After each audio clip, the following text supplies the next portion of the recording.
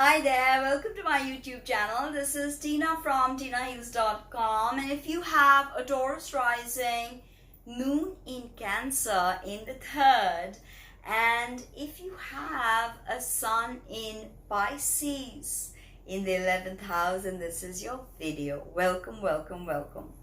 So your rising is is in fixed earth ruled by Venus, Taurus, and your moon is in cardinal water ruled by moon herself. This is a beautiful moon in rulership. Although it's a cadent house moon, and planets in the cadent house don't have so much power, but this is a beautiful moon in rulership, so enjoy. And you have this really beautiful sun in Pisces, although sun is not traditionally, beautiful in Pisces, but it could be if you know how to make it. This is an 11th house. 11th house is a great house. It is the house of blessings. So immediately having your sun in the 11th house, there's some sort of blessing that is coming to you through the filter of Pisces, which is mutable and mutable water, ruled by Jupiter in traditional astrology or Neptune in modern astrology. So you have a beautiful trine aspect with your moon and your sun. Trines happen with the same element, so water to water, and even earth to water is very harmonious. It's a sextile aspect. So you have this beautiful sextile aspect with your rising to your moon and your rising to your sun. So there is a smooth free flow of energy, and all these three signs are yin. So your physical body is very feminine, Venus. Your emotions and the way you experience emotions through a yin filter, again feminine filter. Even the way you lead is feminine with that beautiful sun in Pisces, and 11th house is at the top of your chart. So your sun is more visible than your moon, which is at the bottom of your chart.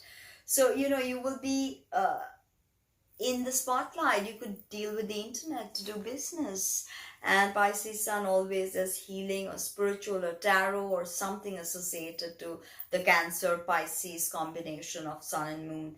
And Taurus is very interested in all these things as well. So the ascendant is the degree of the zodiac rising on the eastern side of the horizon at the moment of your birth, and the sign on which it falls is your rising sign.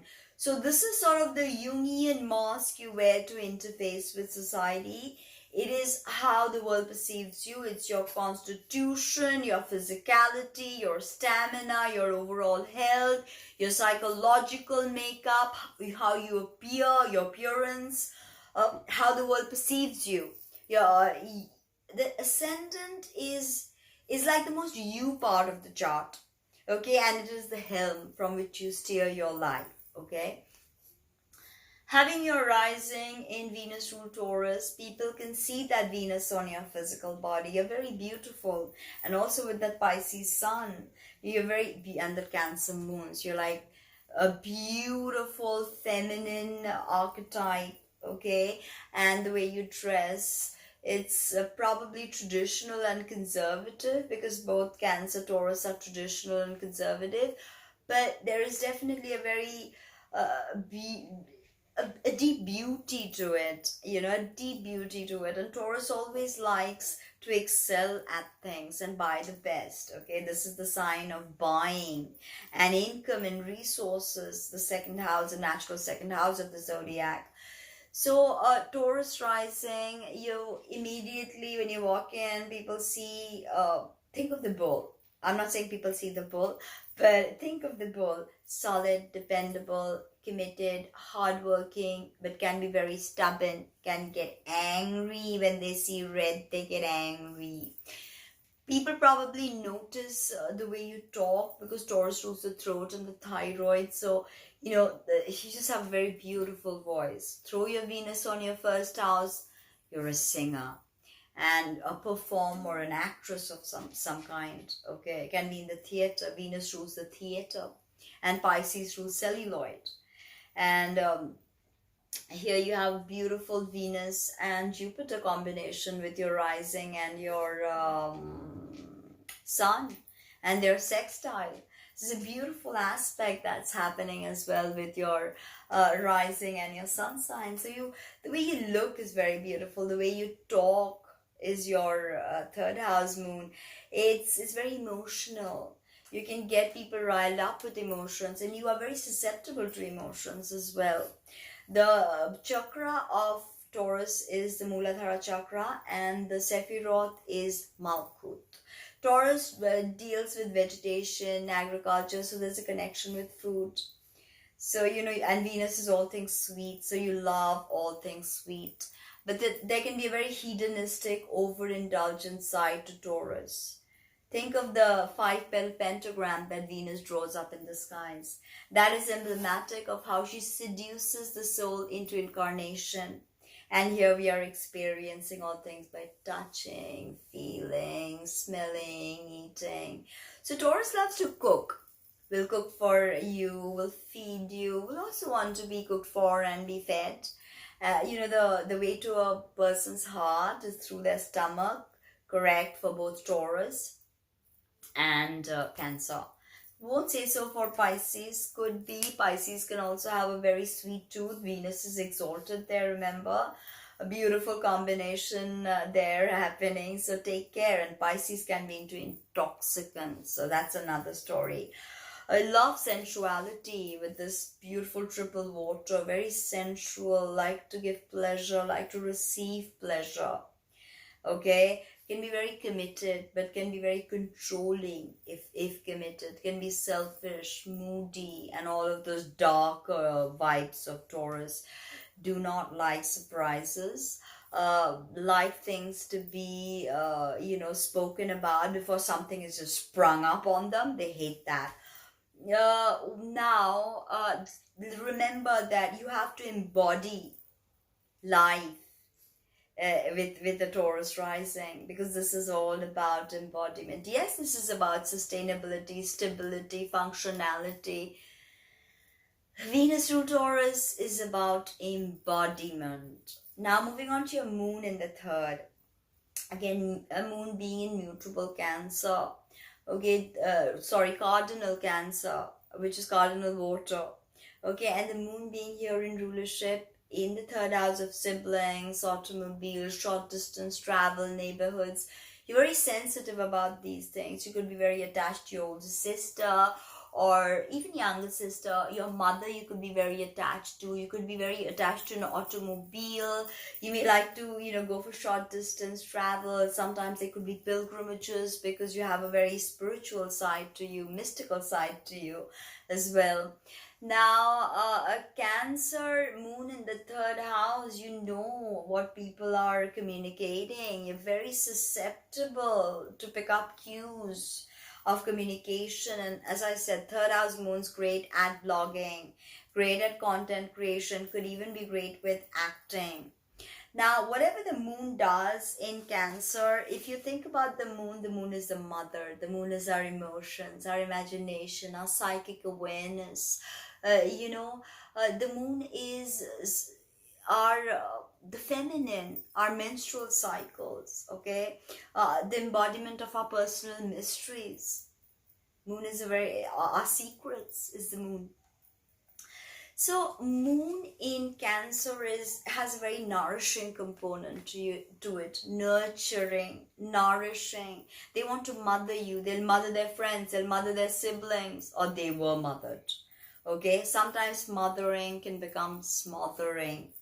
Okay, because they want to control you, and even with Taurus, there's a sense of possession. They want to possess you. So Cancer definitely is about growth.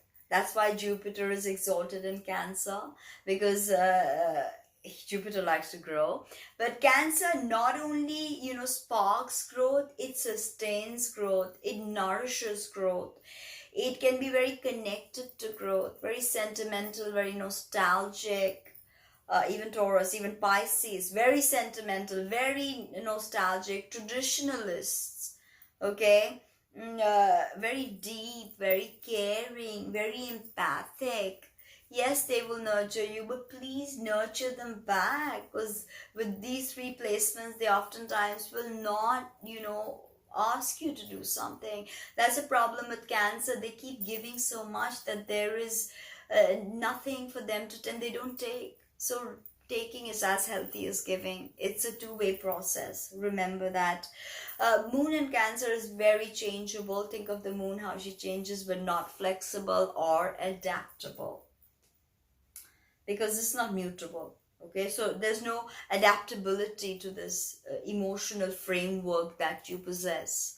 Okay, and it's about a vulnerability, moon and Cancer, because there's something vulnerable about growth, right? Because growth can be stopped at any moment, and the mother archetype can become the devouring mother archetype, right? That's something to think about.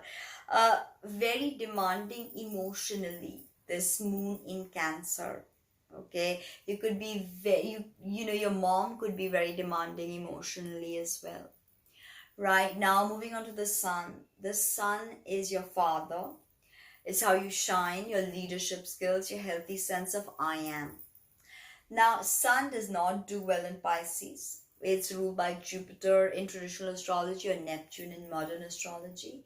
In fact, sun in Pisces can have a lot of problems, but is always interested in mysticism and spirituality.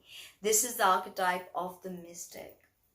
So with Pisces, there's a lot of, again, duality being played. This is mutable water. So there's more adaptability to this, more flexibility to this. But there is a sense of drowning with Pisces. And Pisces can be very traumatic. Although 11th house is larger communities and friends. So you're probably very connected. If you have an internet following, you're very connected to your internet following. If you're an astrologer, tarot reader, or anything like that, because like Virgo Pisces polarity is about healing. Virgo physical body, and Pisces is spiritual. Okay, but Pisces can be very conflicted. Think of how the two fish are stuck with each other and being pulled to different directions. Not that they're swimming harmoniously. Okay, they are being pulled away from one another. So they are pulling away from one another because of the energy, the higher self, the lower self, or the world of matter and the world of spirit. So this Piscean energy is very conflicted.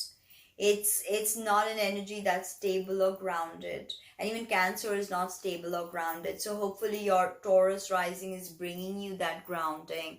If not, connect with nature. All these three placements benefit greatly in connection to water or nature. So water bodies are very productive.